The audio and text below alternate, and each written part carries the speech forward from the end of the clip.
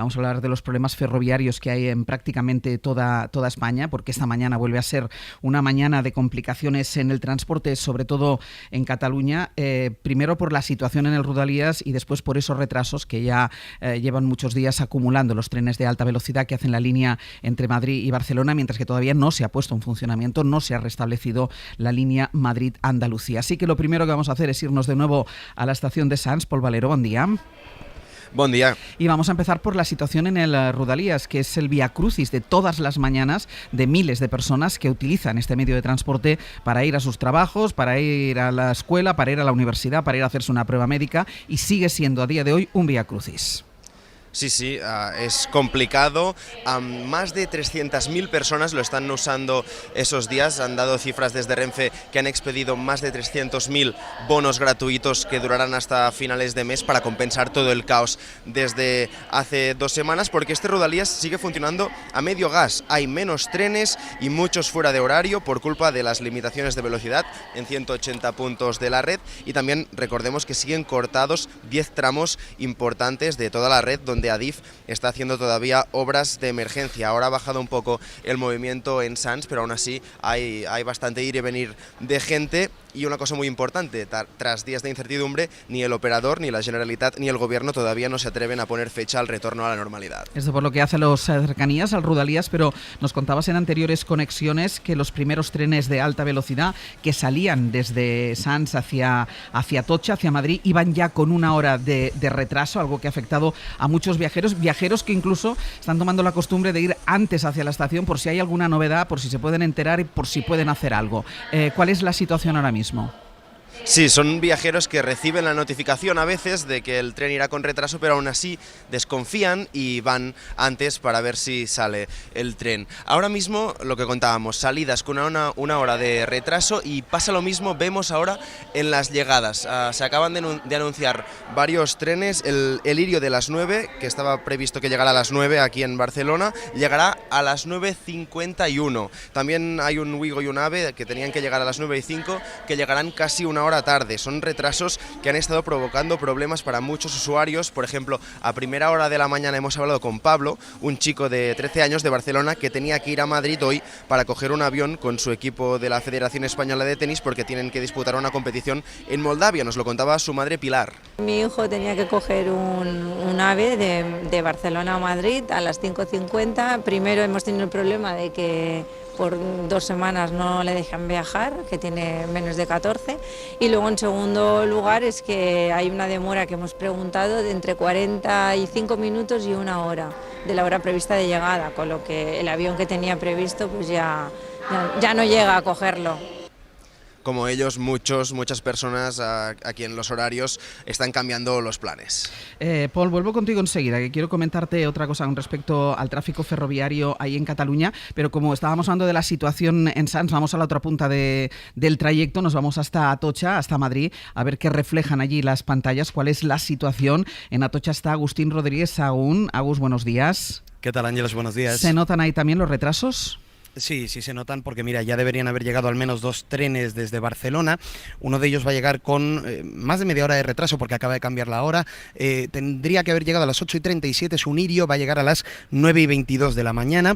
Hay otro que también estaba previsto que llegara a las 8:57, que no lo va a hacer, no va a llegar porque, según ponen las pantallas, pues los viajeros han tenido que ser reubicados en otro AVE que va a llegar en teoría a las 9:43 de la mañana, eso sí, con ya algunos minutos de retraso.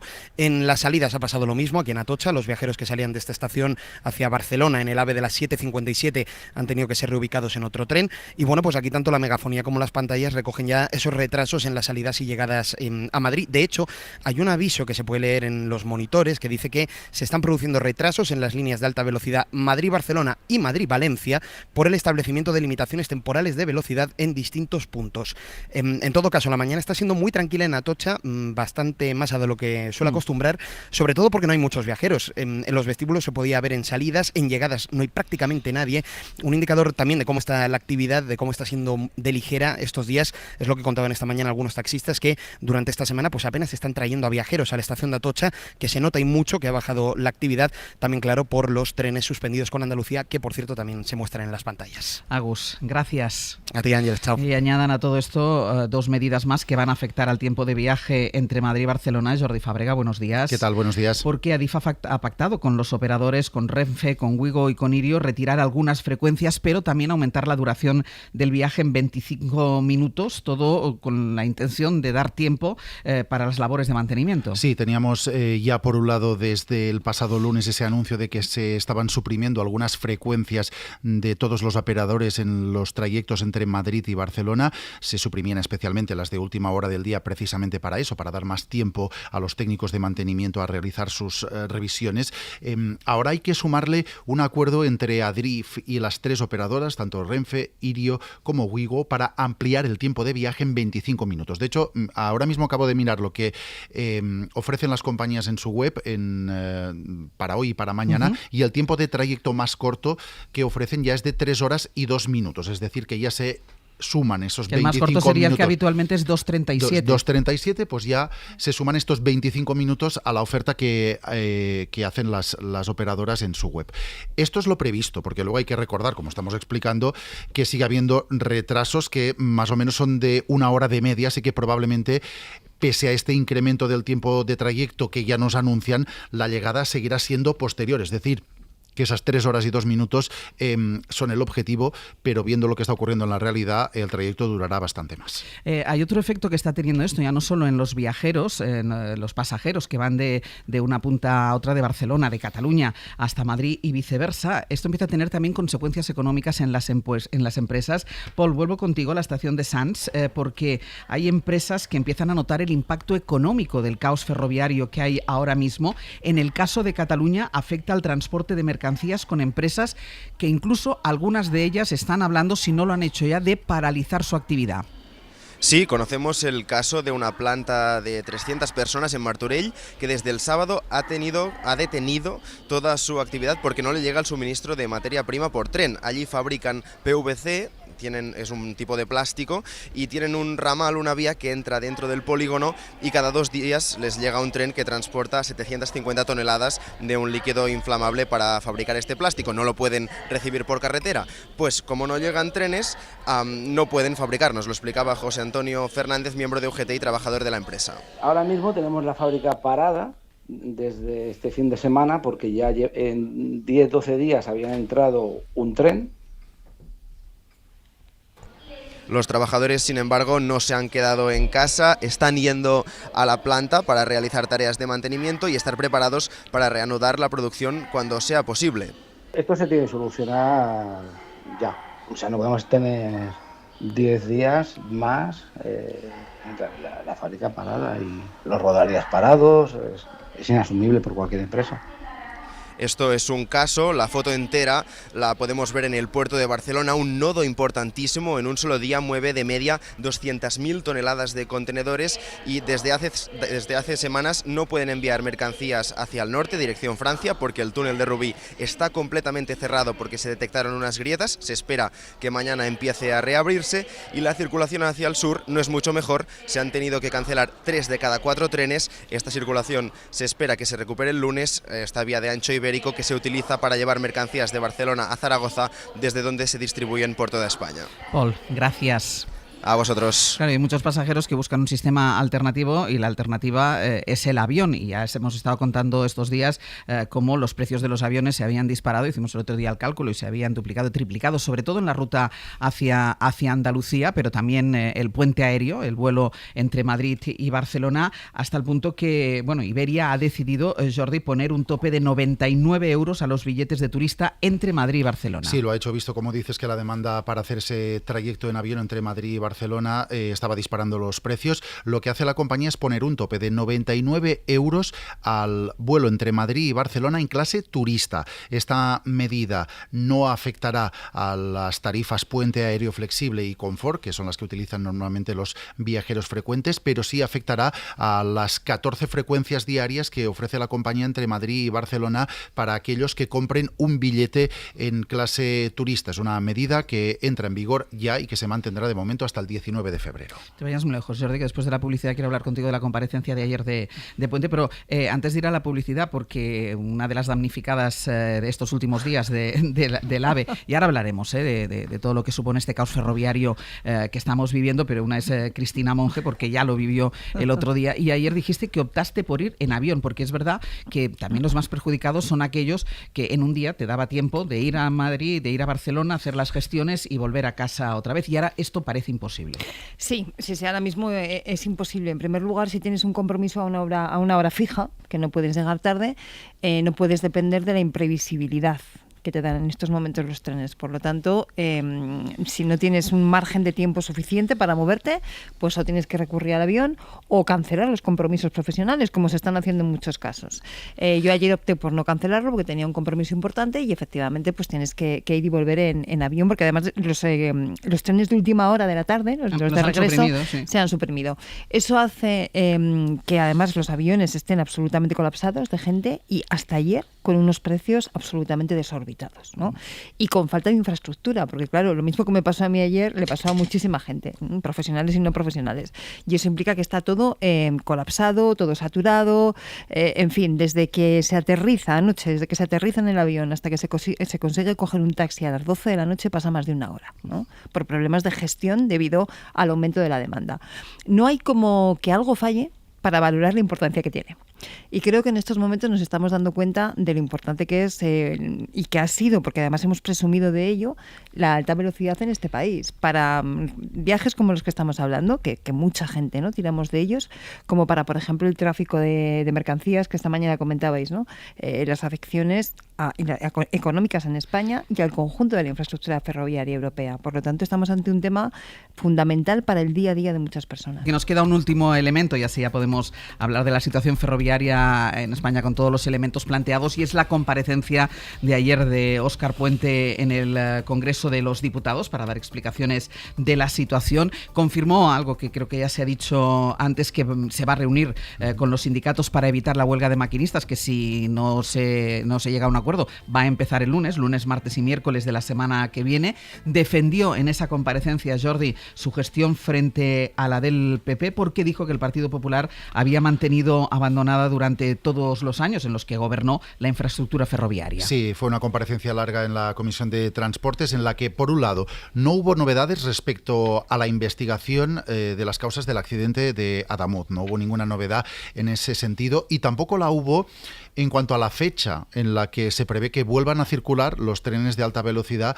por ese tramo del accidente. No creo que nadie sea ajeno al grado de afección de la infraestructura, pero también a la complejidad climatológica de estos días. La verdad es que, en fin, se junta todo.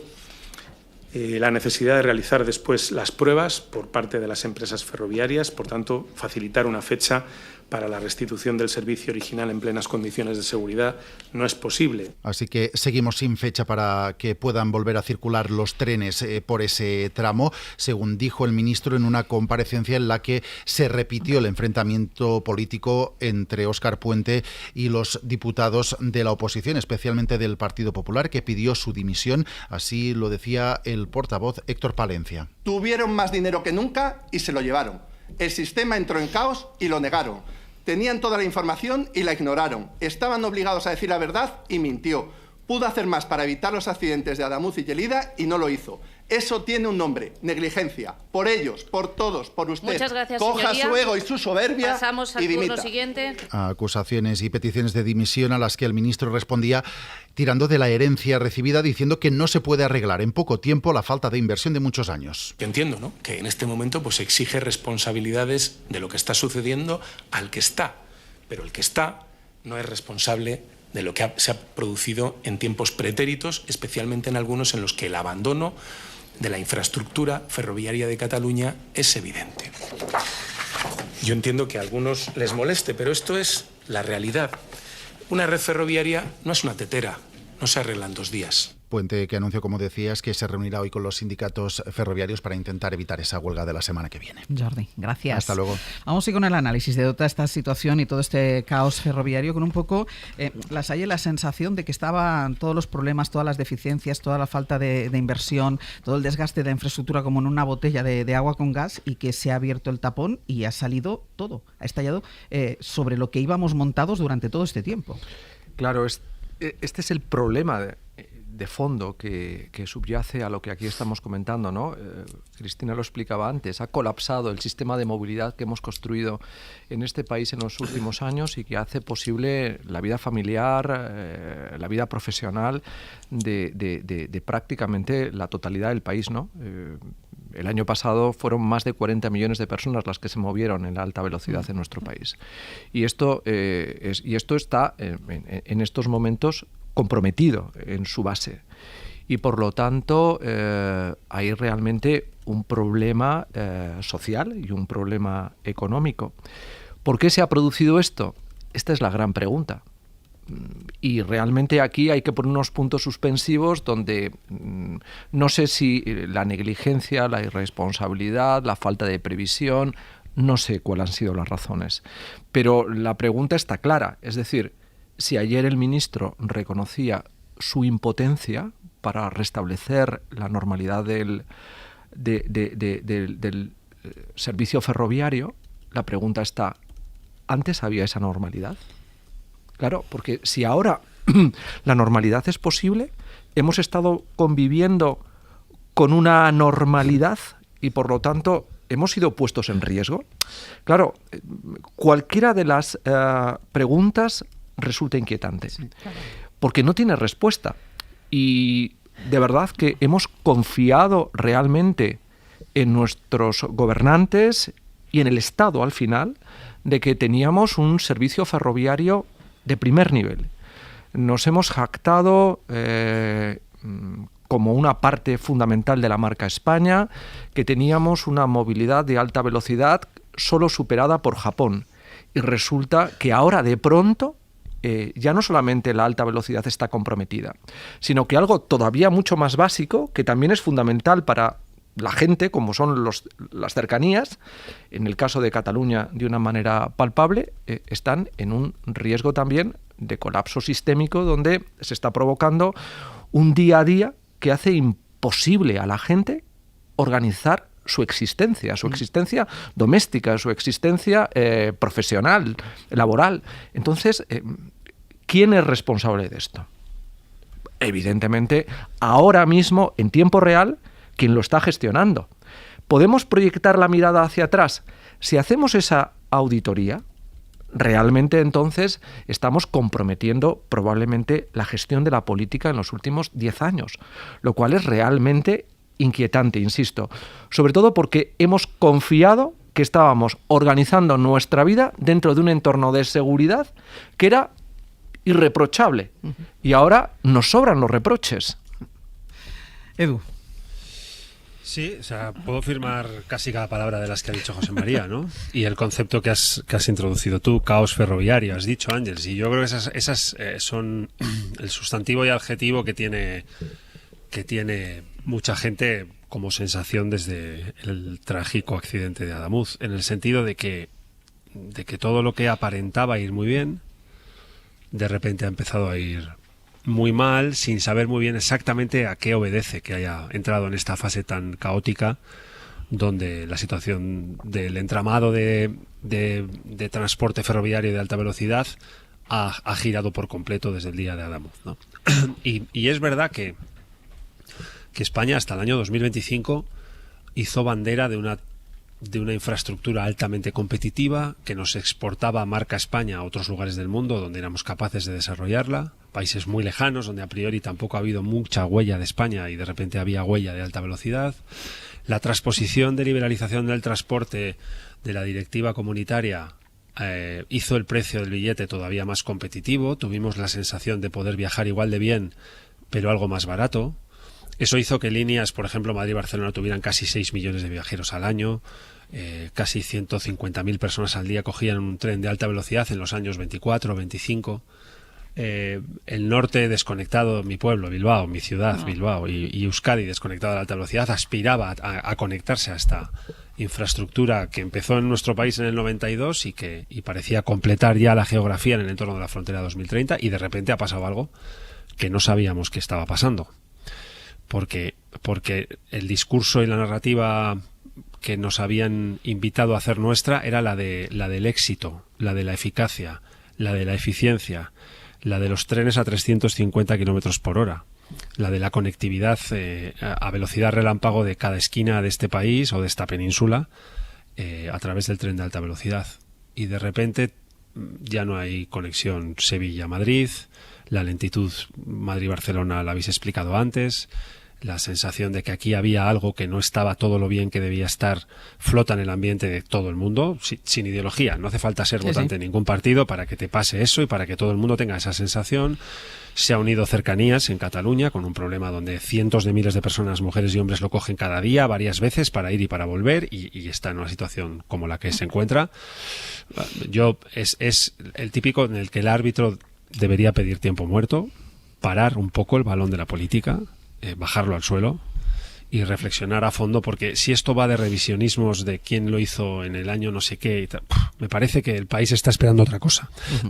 Algo que se parezca un poco a lo que apuntaron los días siguientes del trágico accidente de Adamuz, donde distintas instituciones de distinto color político sintonizaban al menos en temperatura de lenguaje con respecto a lo que sucedía. Solo ya hemos bajado tanto el nivel de exigencia que solo pedimos eso: sintonicen la temperatura del lenguaje desde distintos colores políticos alrededor de lo que sucede, porque lo relevante aquí no es revisar el año 2008, el año 2016, el año 2012 o el año 2019.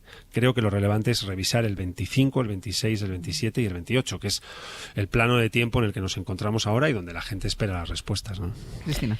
Yo creo que se ha dado una especie de tormenta perfecta, ¿no? El horror del accidente de Adamuz, una crisis más, y subrayo lo de más, en las rodalías, en las cercanías en Cataluña, y un temporal. Y entonces juntas todo en la misma coctelera y efectivamente pues es una tormenta perfecta, ¿no? Yo sí que creo que hay que mirar atrás, pero no mirar atrás en el sentido de recriminar al que estaba antes, sino en el sentido de analizar hasta qué punto se ha invertido lo suficiente o se ha dejado de invertir por parte de unos y de otros. Porque después del accidente de Adamuz, de repente todo lo que estaba bien, no sé quién lo comentabais antes, ¿no? Ha empezado a estar mal porque la sombra de la duda se ha extendido. Y de repente hemos empezado a ver pues, que había alertas de maquinistas en muchos tramos, que había problemas de mantenimiento en algunos sitios. ¿A qué se ha debido eso? Eso se ha debido a que durante algún tiempo se dejó de invertir lo que había que invertir. Eso se debió a una mala gestión. ¿A qué se debió eso? Probablemente ahora no es la prioridad hacer esto, ¿no? Ahora la prioridad es resolver los problemas y dar respuesta.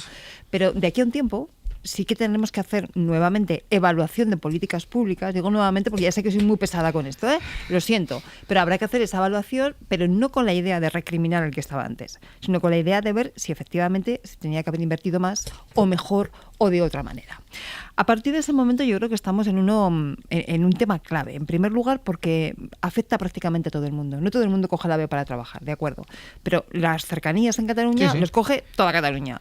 Y los que vamos y venimos continuamente de un tren para otro somos minoría, pero todo el mundo tiene a alguien que esto le ha afectado, por motivos personales, por motivos profesionales, por un hijo que no puede ir a estudiar, por un familiar que no puede acudir al médico, por todas las cosas, ¿no? Por lo tanto, es absolutamente transversal, como se comentaba antes. Y lo que se ha generado es algo que va muy en línea con el principal problema que a mi juicio tenemos hoy en la política y en las democracias, que es la desconfianza. Si la crisis de la democracia que estamos viviendo hoy tiene mucho que ver con una crisis de confianza, esto va justo en el mismo sentido. Se incrementa la desconfianza sobre los gestores de lo público y sobre una infraestructura como es la ferroviaria, que antes lo comentábamos a micrófono cerrado, desde el punto de vista simbólico está muy identificada con el Estado y con lo público. La privatización de los ferrocarriles en Inglaterra fue el mayor símbolo de la infravaloración del Estado, ¿no? Del retroceso del Estado. Entonces, claro, es que esto va a sumar justamente en el elemento que a día de hoy más nos está pesando.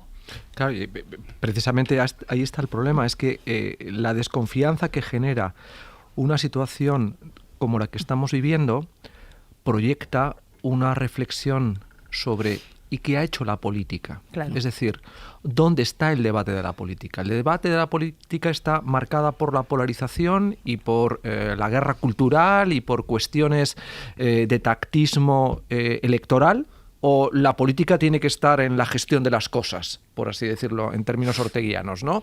Es decir, españoles a las cosas en este caso. Es decir, ¿cómo hemos dejado pasar tanto tiempo algo tan básico como es la gestión eficiente, ordenada, segura, confiable de nuestras infraestructuras ferroviarias? Justamente. Es decir, es un golpe directo en la línea de flotación del Estado y, sobre todo, todavía más, de la narrativa de la política. ¿Cómo no va a propagarse el populismo en estos escenarios?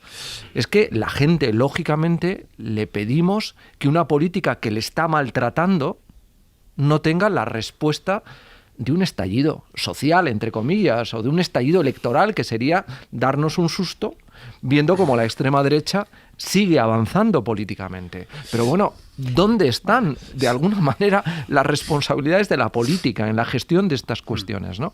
En que los debates están en otros escenarios.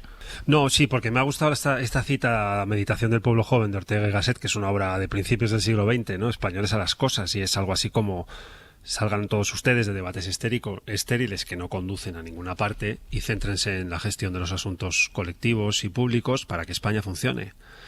Y yo teníamos todos la sensación de que en el ámbito de las infraestructuras de alta velocidad ya estábamos los españoles en las cosas. Estábamos en un tren que iba cada vez más rápido, que iba a alcanzar los 350 kilómetros de velocidad. Estábamos en un tren que es cada vez más barato por la transposición de directivas de liberalización del transporte. Ya no había un monopolio, se competía en precio y por tanto se podía hacer viajes en tren sin pagar 280 euros para ir a Sevilla o ir a Barcelona, o de Barcelona a Madrid o de Sevilla a Madrid. Teníamos la sensación de que nuestra infraestructura había generado un conocimiento de ingeniería tan profundo que era exportable y competitivo en mercados lejanos, en Toronto, en Arabia Saudí, en Australia, allí donde empresas españolas con conocimiento en parte construido gracias al esfuerzo de dinero público de los últimos 35 o 40 años, donde hemos desarrollado como país un conocimiento, una tecnología y una infraestructura que nos hacía ser competitivos en concursos de ayuntamientos, estados y países lejanos, y era marca España, y por tanto esas eran nuestras cosas. Es verdad que el debate de hasta dónde debemos revisar siempre es sugerente, ¿no? Y me deja la duda. Le escucho a Cristina que dice: yo creo que hay que mirar atrás, y dudo. Es verdad, puede tener razón, pero hay un ayer que terminó hace 8 años y hay un hoy que empezó hace 8 años casi, porque este gobierno no acaba de llegar. Este discurso de revisemos que había antes es muy tentador en política, pero es verdad que es que te queda mejor y entra mejor si acabas de llegar. Si no llevas ya casi 7 años gobernando, es decir, recurrir a lo que había antes de 7 años, cuando durante estos 7 años hemos escuchado narrativas de excelencia, eficiencia, competitividad, desarrollo. Bueno, es un argumento, vale, pero es que hasta hace poco tiempo estábamos justo en lo contrario, ¿no? Entonces, yo más que facturas del ayer, buscaría compromisos del mañana, en el sentido de vinculemos. No sé si es viable o imposible en este país apelar a consensos amplios, pero me parece que de esta solo se sale por ahí. Si en la oposición creen que va a dimitir algún ministro, que se vayan olvidando. No lo va a hacer, ¿vale? Aquí han dimitido gente en Adif y gente en Renfe, gente que supongo que además sabría mucho de trenes, pues ya se han ido. Y llegarán otras personas que también sabrán mucho de trenes. En el ámbito de la política, tal y como está el rim político de la política nacional hoy, no va a dimitir nadie, porque hemos visto casos a lo largo de estos años que ha pasado de todo y ha dimitido muy poca gente, ¿no? Y este es un ministerio especialmente sensible, ¿no? Ha dado muchas noticias y muchas tardes de gloria a los teletipos de este país y a los telediarios y los informativos de este país en estos últimos años, porque todos sabemos que ha habido ahí dentro, ¿no? Por tanto, no va a pasar nada de eso. Y si alguien cree en el gobierno que esto se arregla diciendo que lo que en el año 2015 no sé quién invirtió no sé cuál, tampoco. Me parece que la gente que en cercanías o en alta velocidad está hoy atrapada en una estación haciendo cálculos de cuánto son 6 horas de Madrid a Barcelona y a ver si llego a Córdoba y tal, no está ahí, está en otro lado, y ese es el otro lado con el que la política tiene que encontrarse. Yo creo que si lo hace, de aquí, de esta enorme tragedia de Adamuz y del accidente en Rodalías en Barcelona, en Cataluña, podemos salir mejor. Si esto va de facturas pretéritas, pues suerte a los buscadores de facturas pretéritas. Me parece que hay poca gloria esperando ahí dentro. Bueno, cuando yo digo que yo creo que hay que mirar atrás... Sí, te he entendido. Sí, no me refiero a los 7 años o a los 8 años, sino a cómo han sido políticas, que creo que era el ministro que lo decía el otro día, ¿no? Esto no se arregla en 2 días ni se estropea en 2 días. O sea, una inversión o una infraestructura como la ferroviaria pues está en función de las inversiones que se hacen y que se dejan de hacer durante décadas, ¿no? Y creo que ahí es donde hay que mirar, ¿no? Yo creo que en este país ya hemos aprendido en estos últimos años que más importante que la crisis en sí desde el punto de vista político es cómo se gestione la crisis, ¿no? Entonces, es curioso que un horror, ¿no?, como el accidente de Adamuz, de repente ponga en cuestión todo. Y yo creo que no se nos acaba de explicar si muchas de las informaciones que vamos viendo en realidad tienen razón cuando nos hacen preocuparnos o no tanto. Yo no tengo capacidad de valorar si que aparezca una fisura en una vía es un motivo de preocupación o no. Porque también he escuchado ingenieros que han dicho, bueno, fisuras así aparecen todos los días no sé cuántas miles y no pasa nada, ¿no? Y forman parte de la normalidad. Se revisan, se solucionan y tal. No sé si no estamos de alguna forma fuera de los parámetros de un debate que nos permitan valorar la gravedad de las cuestiones que se están poniendo de manifiesto ahora. Yo no soy capaz técnicamente de valorarlo. Cuando veo que de repente los maquinistas dicen, ojo, que estamos detectando temblores o que estamos detectando anomalías en algunas vías, a mí me da miedo. Pero estoy escuchando luego a expertos que dicen, bueno, no, pero esto es bastante habitual. Entonces, creo que eso habría que explicarlo. Yo no sé valorar si es habitual y no es importante o si es muy grave, pero creo que eso la opinión pública debería valorarlo, ¿no? Y luego creo que muy importante en esa respuesta de la gestión de la crisis es, más allá de la infraestructura, más allá de los servicios, que hay que dar respuesta de manera inmediata, cómo se cuidan el resto de cosas.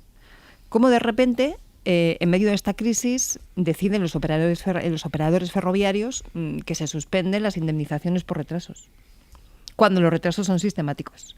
Cómo de repente vemos que los billetes de los trenes, yo o he tenido muy mala suerte o no he encontrado ninguno que haya bajado. Siguen costando lo mismo que cuando te ofrecías servicio de alta velocidad. Efectivamente, y sin embargo estás pagando por baja velocidad y además por la imprevisibilidad de no saber cuándo llegas. Y en ese contexto encima se suspenden las indemnizaciones. Claro, como usuario, como cliente, si queréis, yo creo que tenemos derecho a sentirnos un poco maltratados en ese sentido. Y insisto mucho en esta idea, o sea, esto no es un debate político más. Esto es algo que afecta directamente a la ciudadanía, nos afecta a cada uno de nosotros en nuestro día a día, para ir a trabajar, para ir a estudiar, para ver a la familia, para todo. Por lo tanto, es de esas cuestiones que, más allá del rifirrafe político, afectan después en la percepción de la política y de lo que hacen los políticos. Lo que pasa es que yo soy profundamente pesimista sobre que de aquí, y yo creo que lo decía ahora Edu, ¿no? Si de aquí salimos mejor y mejor preparados. Yo recuerdo cuando estalló el COVID, que se habló incluso, es que es una frase que tengo marcada, que dijo el presidente del gobierno en sede parlamentaria, vamos a hacer un libro blanco sobre el funcionamiento de la sanidad, porque hemos detectado, ahora nos hemos dado cuenta. ¿Ha pasado algo de esto? No. ¿Pasará con la situación ferroviaria? Bueno, pues a lo mejor se invierte más, se ejecuta lo que está presupuestado, pero una vez pase la emergencia, ojalá se sentaran y miraran atrás para ver qué es lo que ha fallado, no para echarle la culpa a nadie de nada, sino simplemente que no hemos hecho bien la política, cuando decía la responsabilidad, que no ha hecho bien la política para que estemos en esta situación. Yo, me vais a disculpar, pero soy de un pesimismo tremendo.